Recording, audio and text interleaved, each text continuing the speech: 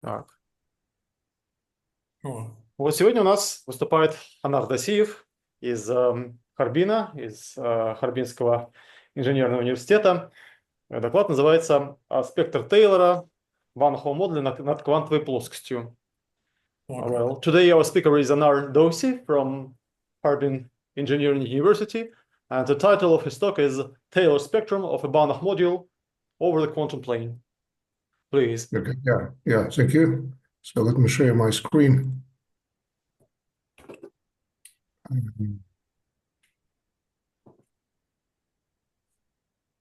Oh, Okay, is that okay? So let me just click on this one. It should be okay, right? Yeah. Okay, yeah, thank you. Okay, let me. Okay, yeah, thanks for invitation. So let me start. Yeah, this is my third talk on quantum plane. Well, actually, some operator quantum planes. And today I will have a focus on the spectral point of view. Well, briefly, I mention what we have done so far and what we are going from now on. So briefly, just recall what has been quantum plane. So quantum plane, as you know, this algebra, let's say the free associative algebra generated by x and y, modulo the relation. There's a q relation xy equals q minus 1 yx. Well, let's assume for a while, so q is just number apart from 0 and 1. Well, we know what is an Arens-Michael envelope of this algebra. So first of all, it's the Arens-Michael algebra, and they have exactly the same Banach algebra representations, as well as this algebra. This is algebra, just pure algebra, but this one is Arens-Michael algebra. Well, actually, there's also Arens-Michael Fresher algebra. Well, we know the treatment, so there used to be like algebra of noncommutative entire functions in generators x and y. Yeah, that's a meaning of Arens-Michael envelope. So we have a description of this Arens-Michael envelope due to Alexei Perkovsky. He has a big paper, 2008, and it actually consists of the power series, convergent power series, with this sort of family of submultiplicative semi-norms. Well, the space of continuous characters, it turns out to be a union. It's a union of two complex lines, like Cx and Cy. Yeah, this can be done. It's not so hard. We can calculate the continuous characters, and you can see that actually, if you apply the character to x or y, one of them should vanish. As a result, you're getting a union of two complex lines. Okay. So first of all, the case of q more than 1 and can be reduced to the case of q less than 1. That's easy by flipping the variables x and y. So actually, whatever we are doing so for q less than 1 can be conveyed to q more than 1. Okay, so what we have done so far, non-commutative complex analytic geometry offered when q is not 1. An absolute value q is not 1. So in this case, we have a nice property like our algebra turns out to be a commutative modulo, it's Jacobson radical. That exactly means like all reducible Banach space representations actually are one-dimensional modules, which is Cxy, as I told you above, like the union of two complex lines. Okay. This is a nice property from point of view of spectral theory. That's good. That means all spectrum can be reduced to characters. and the rest you can construct sort of sheaves or pre-sheaves. Well, one more moment here, CXY, actually our spectrum, can be equipped with the Q topology and disk topology. Well, there are some options. So either you can apply the Q topology and disk topology here. Both are non-Hausdorff topologies. So, and this one can be equipped with the strongest, finest topology by means of these two lines. Anyway, I don't like to talk about it this case. I told about earlier. So it's sort of non-Hausdorff natural topology on CXY. And this Arens-Michael envelope actually can be extended to a noncommutative fresh algebra presheaf on our space CXY. So this couple, like there's a topological space and the fresh algebra presheaf, represents the geometry of our quantum plane. Well, one can also reveal the formal geometry. It's much richer, much better here, construction. So there we can construct the real sheaf. But as an envelope, we have to take the PI envelope, actually introduced by Oleg Aristov.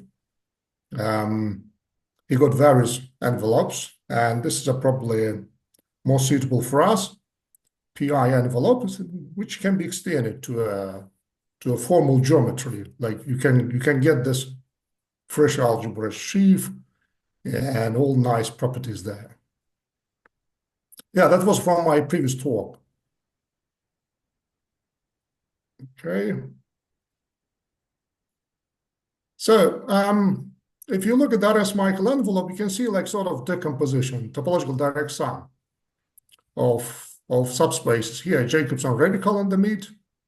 On the left, we have a algebra of entire function in one variable.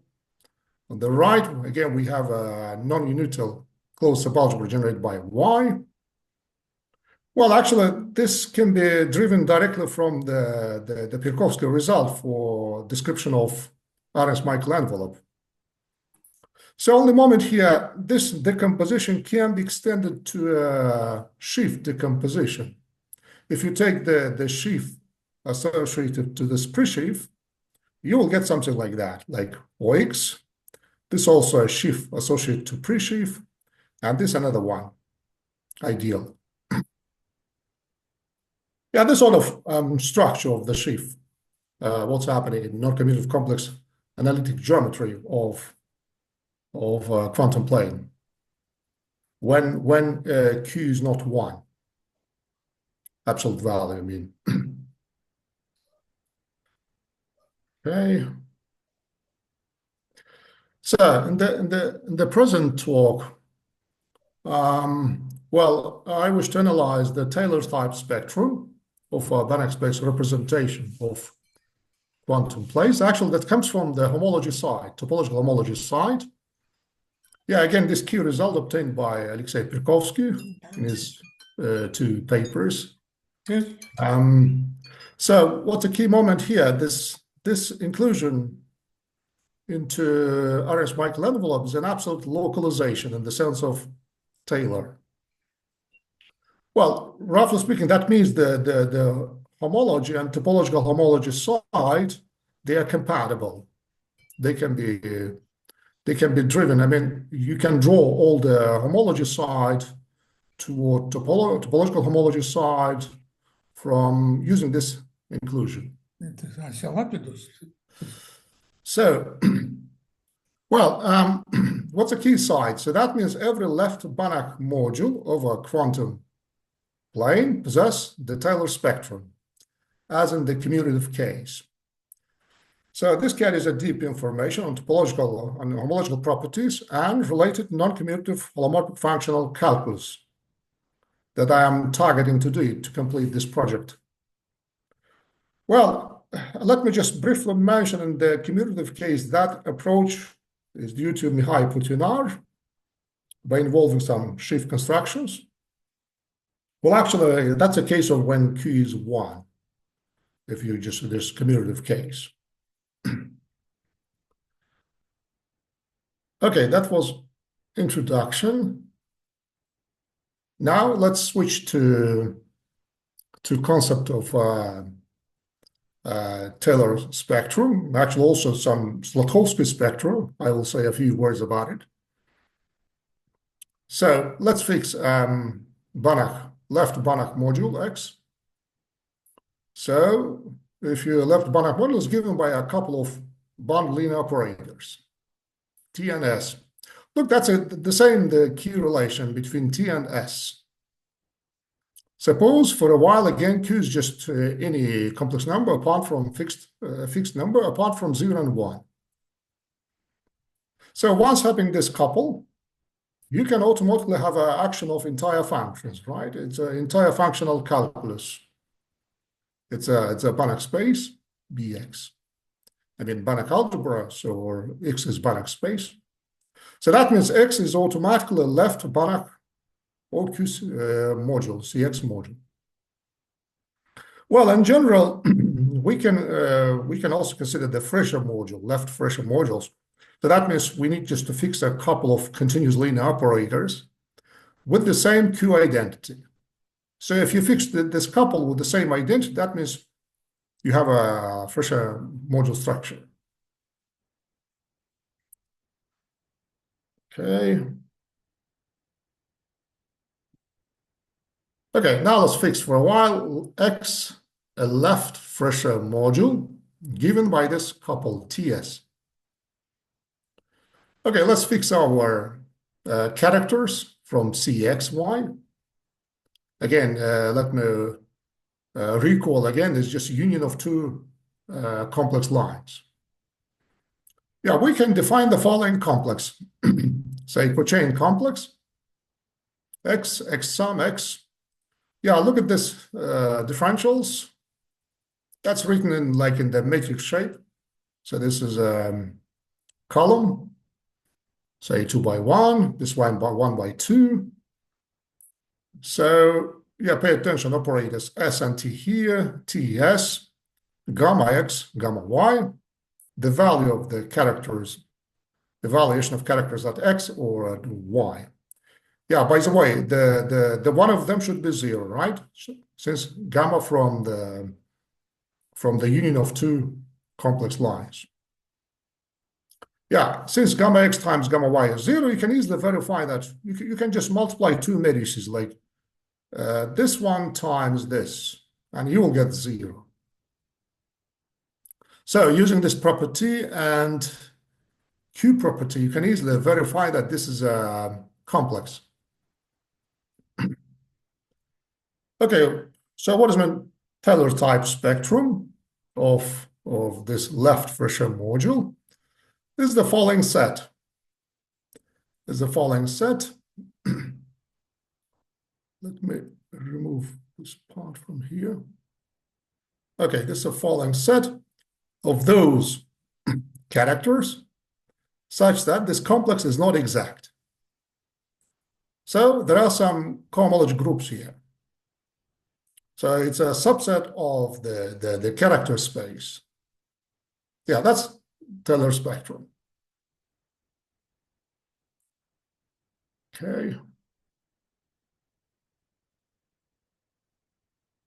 Yes.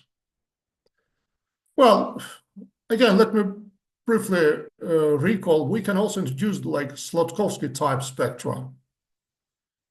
So just for variety, we can consider some subsets of Taylor spectrum like pi type and delta type. And also, we shouldn't forget about essential spectrum. Since we come up with here parametrized Banach space complex, so we can talk about this spectra as well. So how we are doing? So let's introduce like Slotowski notations. Sigma n means we have non-zero cohomology group at n's place. That exactly means sigma n. Okay, so what does mean pi type? Pi type means the union, sorry, here should be k, yeah. Union sigma k till n, or image is not closed. But delta type is just the tail side, starting from n. Again, should be k. Yeah, sorry for my flaws here. Should be k in both sides. Yeah, these are so-called Slatkovsky spectra. The problems are in the well, no problems. The nice side in the commutative case, all the stuff they possess, for example, polynomial spectral mapping property, they behave like a real spectra with all its nice properties from general point of view spectral theory. Okay, that's why I've introduced them here. Okay, so what is meant Taylor spectrum? It's just a union of all this sigma k's, right? Union of all of them. Or in our case, it's just pi 2 or delta 0. If you use the Slatkovsky notations, pi 2, delta 0. Okay, so, well, what has been joint essential spectrum is defined like set of those gamma, such that my complex is not Fredholm. Q complex is not Fredholm. So you know what is a Fredholm complex, right? When all cohomology groups are finite dimensional. So that means we may have some infinite dimensional cohomology groups. Okay, yeah, that's it. So we introduced all Slatkovsky spectrum. We now Taylor spectrum. We now essential spectrum. And now let's continue here. Okay, now, as I told you, it's a union of two complex lines. So that means my spectrum is decomposed into union. So this part related to x-axis, this part related to y-axis. Yeah, let's analyze what's happening. What about this side? What about that side? For example, if lambda from sigma x, that means the other side, I mean, lambda y is 0. So the differential looks like that. Look, so easy here, minus sq, t minus q lambda. Here, t minus lambda and s. That's it. There is no y side. Well, if you look at the first differential, for example, what's the meaning of the zero cohomology group? Well, zero cohomology group is just, I mean, non-zero cohomology group is just a joint eigenvalue, right? So Q lambda, this one related to T, Q lambda and S side is 0. So H0 is not 0 if and only if Q lambda 0 is just joint eigenvalue of the couple T and S. Well, the same in this side, in the final side. For example, if you have a second non-zero cohomology group, that means image T minus lambda plus image S is not all X. Well, this sort of defect spectrum is, I guess, where lambda and 0 belongs to a defect spectrum of this couple T and S. Yeah, but something happening in the middle, we don't know what is that. Something like mixed up, a bit complicated side, H1. Anyway, H0 and H2, they looks fine, right? We can easily understand what they are.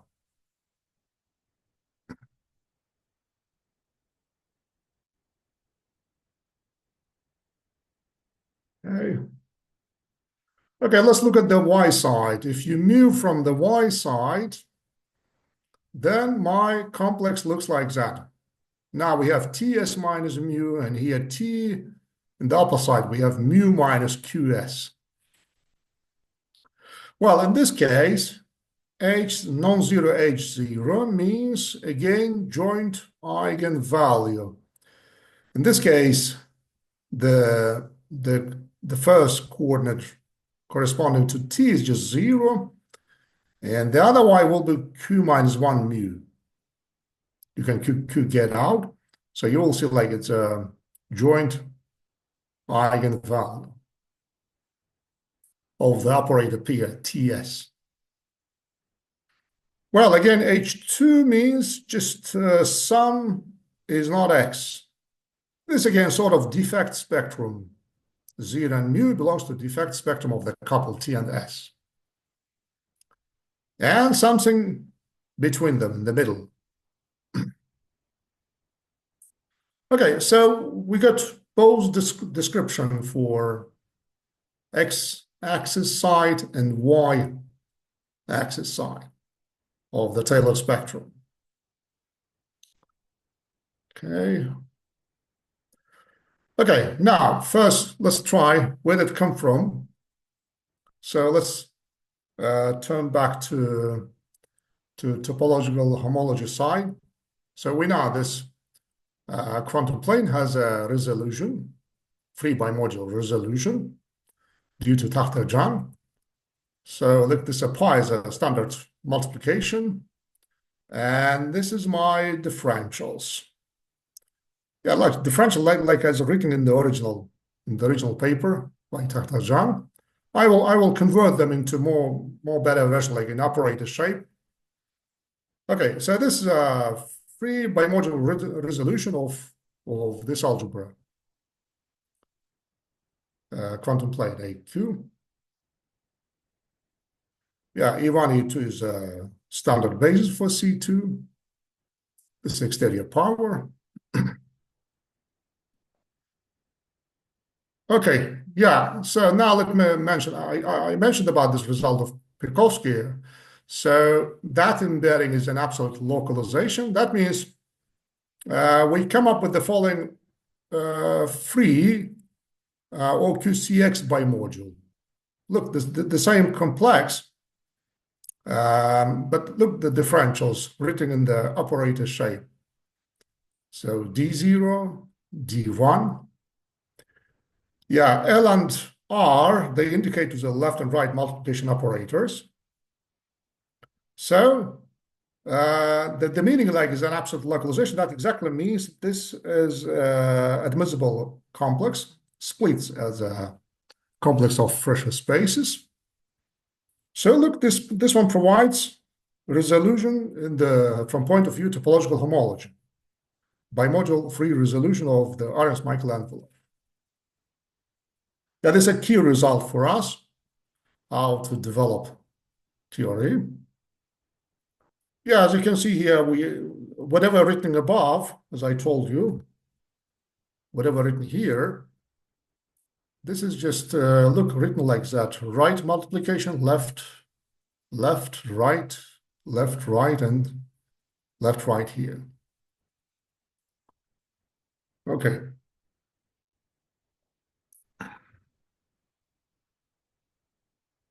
Now, let X be a left Fresher module given by this tuple TS. Now, what we are doing, since it's a left module, we are applying the functor to my resolution. We obtain the following free left module resolution, like that. If you just tensor it from the left, you will end up with this sort of complex. And pay attention to the differentials. Whatever related on the left-hand side will be converted to S or T. Look, S or T, T, S, they turn up here. Yeah, this one provides left resolution of my module X.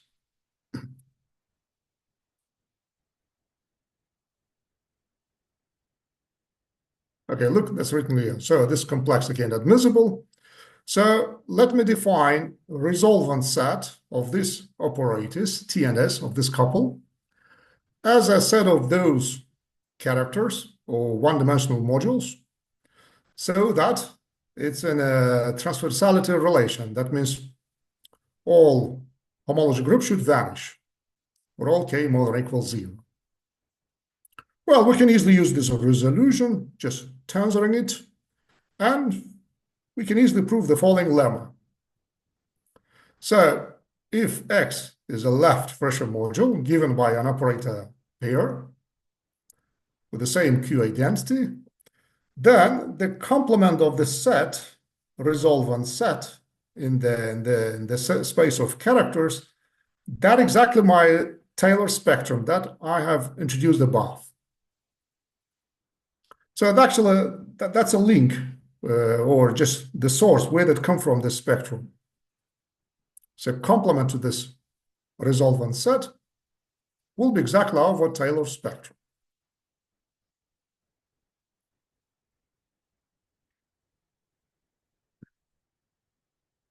Okay. Now, I'm targeting, but okay, so it's a spectrum is nice, very similar like in the commutative case. What about some its properties, for example, projection property or maybe spectral mapping property from point of view general spectral theory? Okay, to analyze it, let me a bit generalize the case. So let me again consider an ordered pair of bounded linear operators, say acting on a Banach space. Yeah, we say that T and S is a pseudo-commuting pair if Ts equals S of some operator C. Okay, a sort of property like pseudo-commuting.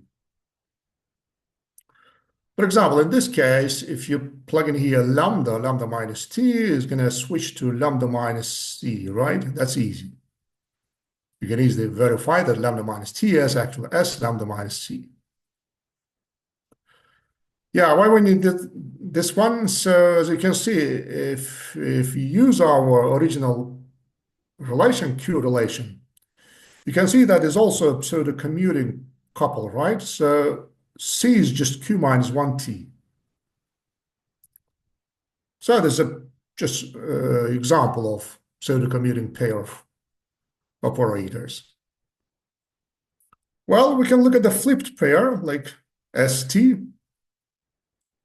ST is also pseudo-commuting. For example, you can write down the same Q relation like that. ST equals TQS. In this case, C is QS. So this is also an example of a pseudo-commuting pair of operators. Okay, so that was just definition. What is a pseudo-commuting pair? Well, another examples of pseudo-commuting pairs. For example, you can take the action of quantum plane on X. For example, you can use the polynomial here and its action on the X, look f of t. Then you can easily calculate, for example, ft times s. If you can multiply it, use the same Q relation, Q minus 1, Q power minus n turns up. And then all goes into the same polynomial, but with Q minus 1t. So we have this sort of relation, right? Look, this one is again a pseudo-commuting pair. Another example, but see just this polynomial f, Q minus 1t. Well, in the same way, you can flip them. You can do like that. For example, you can put here FQT, S will be SFT. So this is also another pseudo-commuting pair. Yeah, so to cover up all these cases, that's why I've introduced the general definition, pseudo-commuting pair. TS equals S sum C. Okay.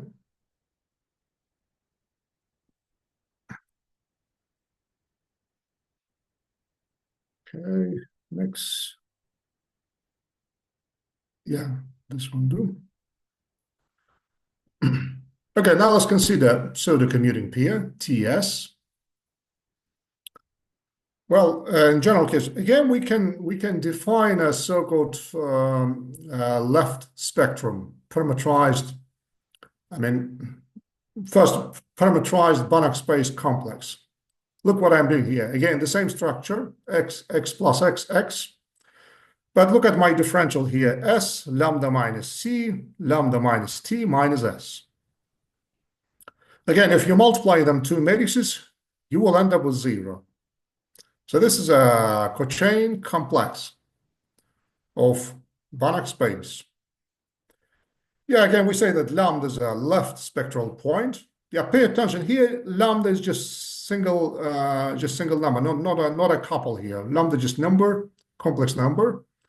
So left spectral point if complex fails to be exact. So this also sort of spectrum, the set of all left spectral points is denoted by sigma L TS. Look how we can do it using just pseudo commuting pair. We can define sort of left spectrum parameterized by single lambda, I mean the complex number or complex variable.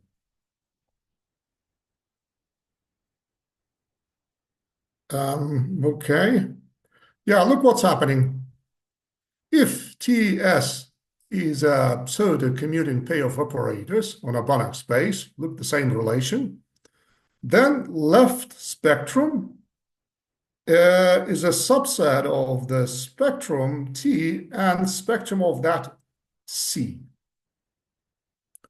But if S is invertible, Bx, then left spectrum is just empty set, nothing there. Right? So left spectrum is in the union of the T and C. Okay. Yeah, let's define also. Yeah, let's switch back to the quantum plane case, TSQ minus the same relation. We know it's a pseudo commuting pair. So that's why we can also define left spectrum, right? T and S.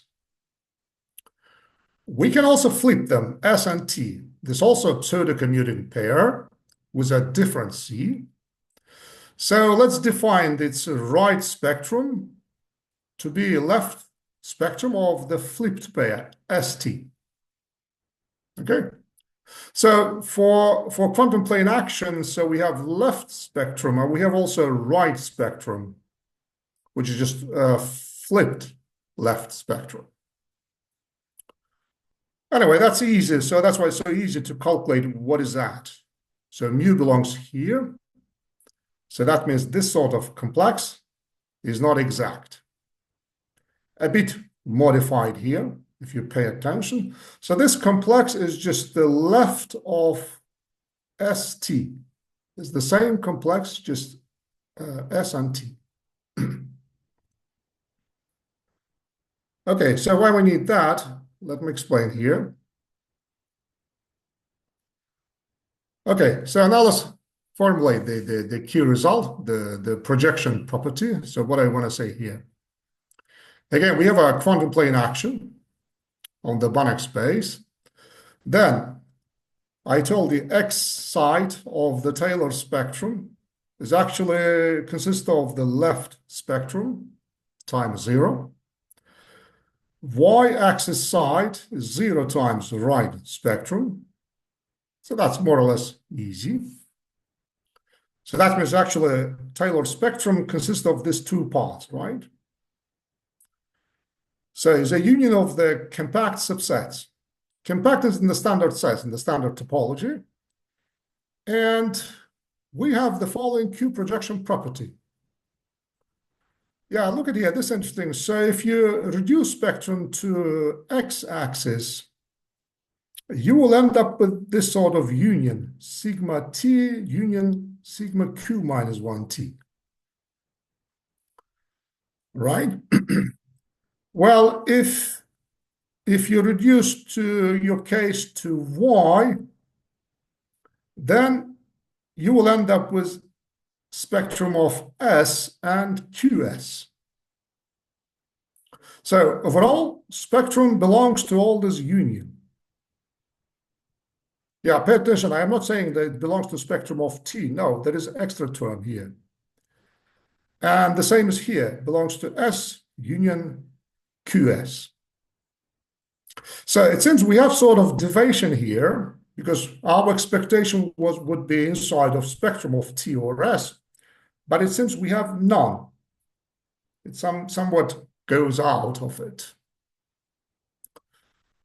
Okay, but we need to verify it, whether it's true or not. I mean, maybe we can improve this result.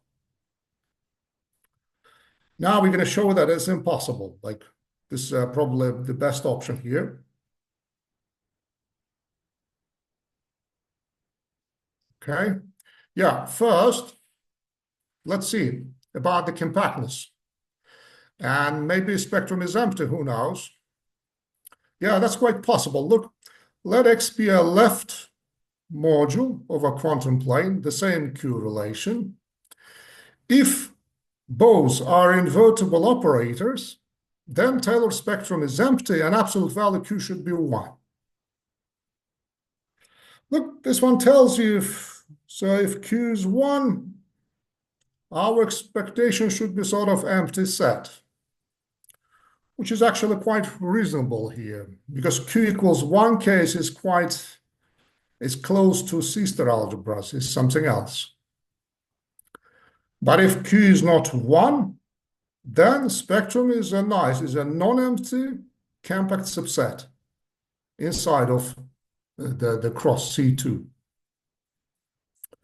So actually we can say that which one is non-empty. So for example, if 0 belongs to spectrum T, because you shouldn't assume that both are invertible, right? So if T is not invertible, then you should expect the Y side won't be empty.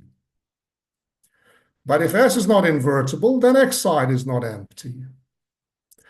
Anyway, so overall, spectrum won't be empty set and is a non-empty compact subset. So that's why only in the contractive case we can expect non-empty nice spectrum, like non-empty compact subset. Okay. Yeah, and the proof it's a bit non-trivial result, and the proof we are using sort of famous Slotowski lemma, and by somehow getting this fact. Okay. Okay, so if Q less than 1 is a non-empty compact subset, let's assume the Q is less than 1. Then, as I told you, restriction to first X line belongs to this union, right? Or you can say just in the terms of left spectrum. Well, the forward projection property, the famous forward projection property that we would, our expectation, right? Something like that. The problem is that if Q is less than 1, this Q minus 1 is getting a bit richer, a bit higher. So that's why this is not good, I mean, from point of view general spectral theory. So this is a question, do we have forward projection property? And next question, do we have a backward projection property? For example, this one belongs to spectrum reduced to y-axis. This is a backward projection property. So actually, none of these inclusions valid for the joint spectrum of a contractive Banach quantum plane. So now my target to prove that that's not the case. And close to the end of my talk, I will explain what's going on, what's the reason for that. Okay, so first, let's start example. Yeah, let me take the standard example, like in LP space, T is a shift operator, S is a diagonal operator, Q diagonal operator. So Q less than 1, S is a compact operator, and we can easily describe its spectrum. Look, the closure of there's actually the diagonal and its limit point 0. By the way, this is a Q Hall of 1. This comes from my previous talks notation, the Q Hall of 1. Yeah, but for us, it's not important yet. So spectrum of T is a closed unit disk. By the way, is also a Q compact set. is a nice Q-compact set, both. Okay. Okay, now let me see what may happen. Okay, let's see. First, let's focus on the left spectrum or x-axis spectrum. Yeah, look at here. If lambda strictly more than 1 but less than q minus 1, then 0 and the second cohomology groups, they are vanishing, but first is not 0. So this one tells you this slice, the pay attention, it's out of the unit disk till to the disk of radius q minus 1, absolute value of q minus 1. All the set belongs to my left spectrum. And left spectrum belongs to this one. Well, this part is easy, actually comes from my projection property, as I told you above. So this one exactly tells you the fail of the projection property forward is not true. So spectrum is getting bigger than the spectrum of T. And moreover, 0, 0 doesn't belong to the resolvent point. 0, 0 doesn't belong to spectrum. Okay, this is a first key moment, like even lambda more than 1, so you can expect some spectral points here out of the spectrum of T. Okay.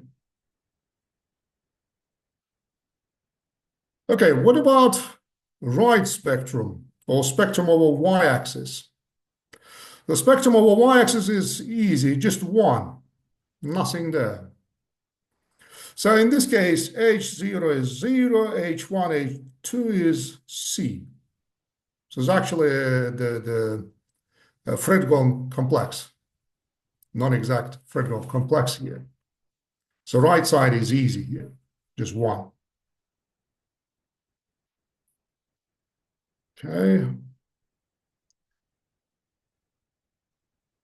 Well, let's dive a bit deeper toward the 0 or interior of the unit disk. Well, what we are saying, actually, again, this intersection could only occur in the first cohomology groups. So if lambda less than 1, then again 0, 2 is 0, right? So that means spectrum could only occur in the first cohomology group. But do we have non-zero one for lambda between 0 and 1? It remains unclear. We don't know it. This is a bit of a problem here. But anyway, I have some description of the first cohomology group as well. Let me show you here. Okay, let's look at the case p equals 2. I mean, Hilbert space case.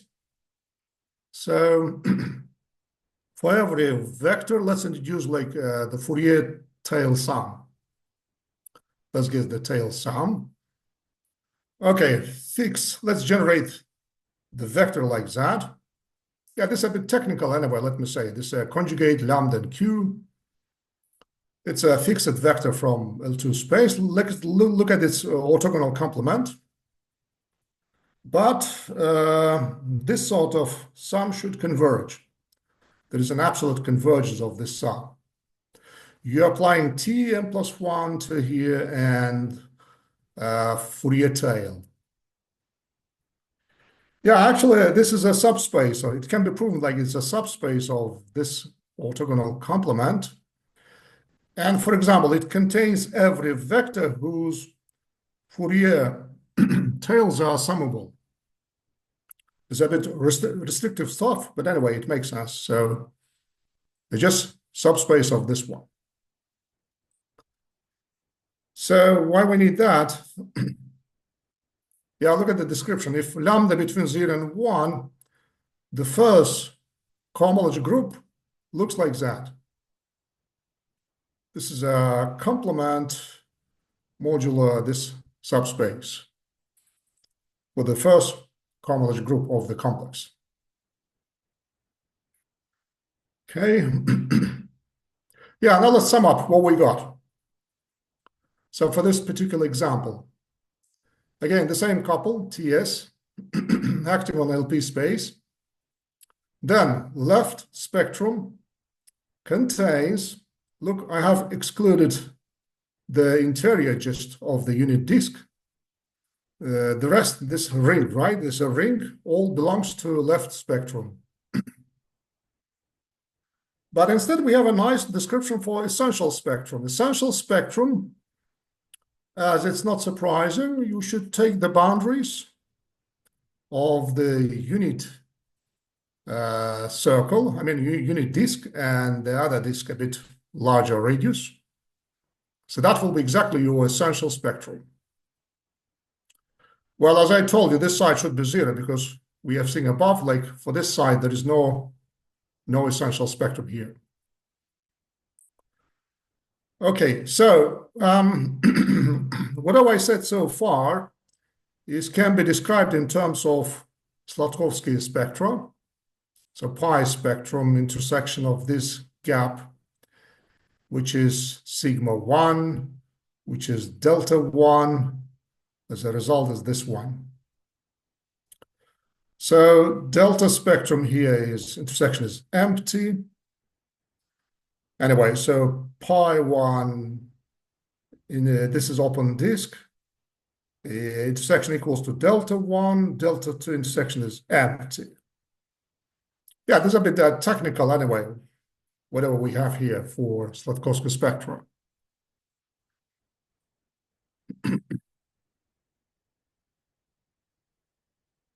Okay, so now let me finalize. So what we got? Yeah, at the same time for pi spectrum, for the right side is going to be empty. Pi 1, pi 2 is all about right spectrum, which is also delta I, because on the right we have only one, nothing there. That's why it's so easy. So left part was a complicated, right a bit easier here. Well, but so definitely what we got. So no projection property, like standard projection property, but instead we have Q projection property. Yeah, let me mention again here, Q projection property. I told you here. Yeah, look, this is a Q projection property. So spectrum belongs to here. This one, it means like it gets out. It's going to be bigger than the spectrum, like that. And this side also belongs to sigma S union QS. Anyway, actually it depends on Q. If Q less than 1, this side is bigger. If Q more than 1, this side is bigger. So in both cases, we have no standard spectral property. Okay, let me turn back.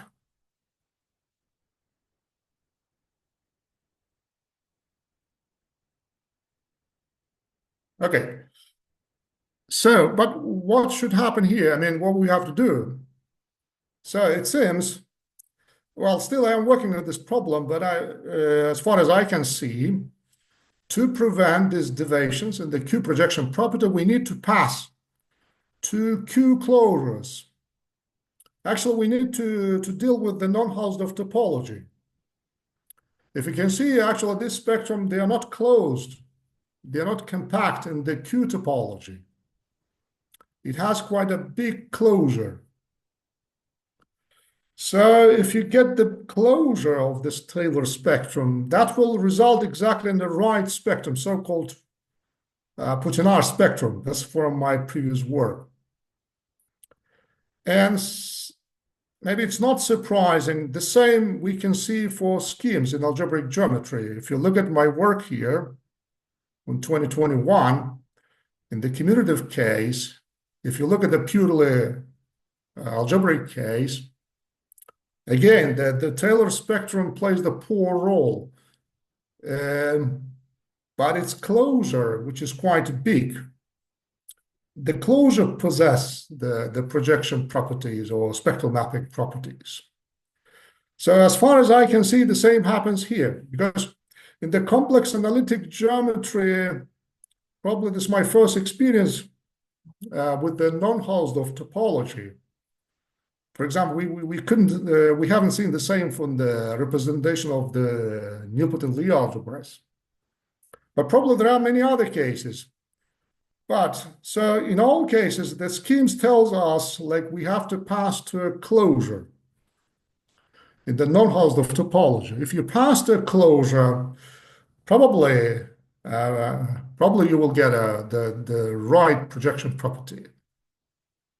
Anyway, that's a way toward non-commutative holomorphic Q calculus. Well, it's my feeling that I will get something exotic non-commutative holomorphic functional Q calculus with a non-Hausdorff topology. A spectrum will be a bit different. Anyway, that's for future. Okay, yeah, let me stop here. Thanks for your attention. Yeah, Thank please. you. Thank you very much. Okay. Questions, please.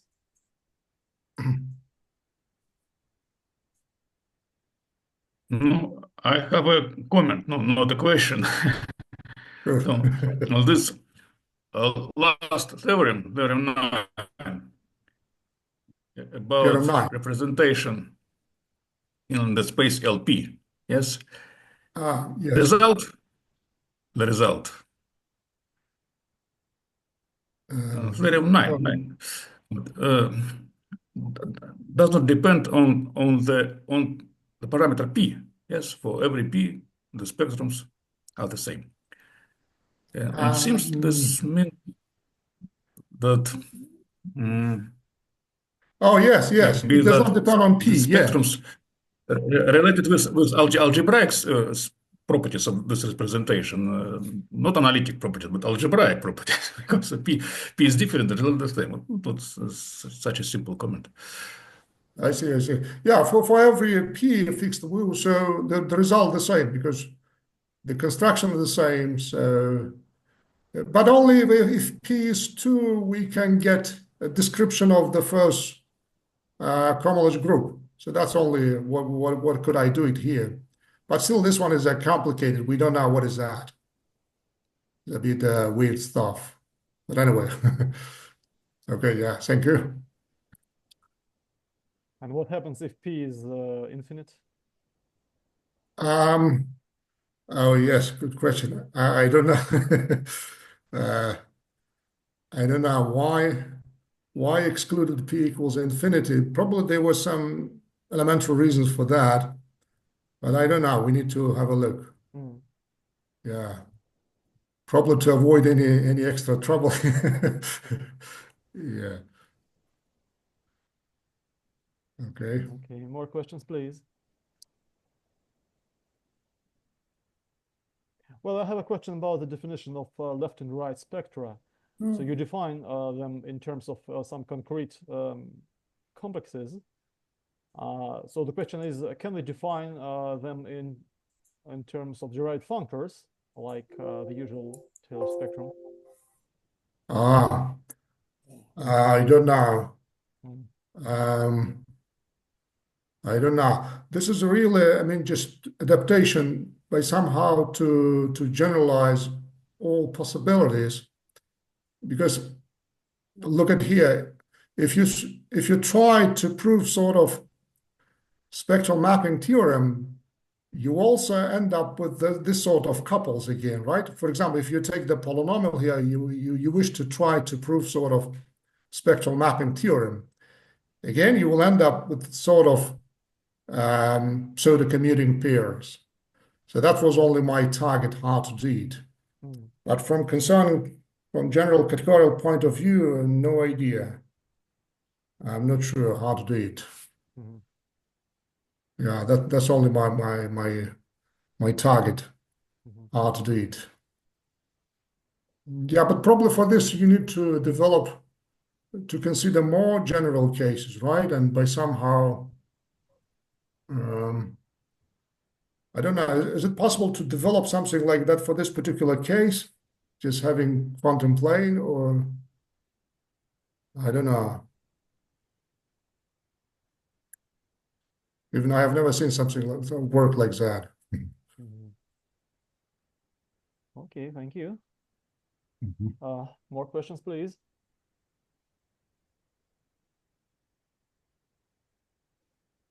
Well, if there are no more questions, then we thank the speaker again. Thank you very much. Yeah, thank you. Thank you. Thanks a lot. Well, see you Да, next week. спасибо. Спасибо. Спасибо. Спасибо. До встречи Да. через неделю. Спасибо. Через неделю у нас Тимур Лойкберг будет. Алеш, тебя как-то не слышно как-то с микрофоном что-то.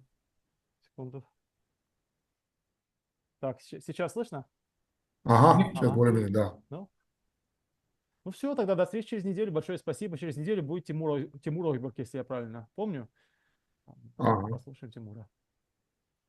хорошо. До свидания. Окей, спасибо.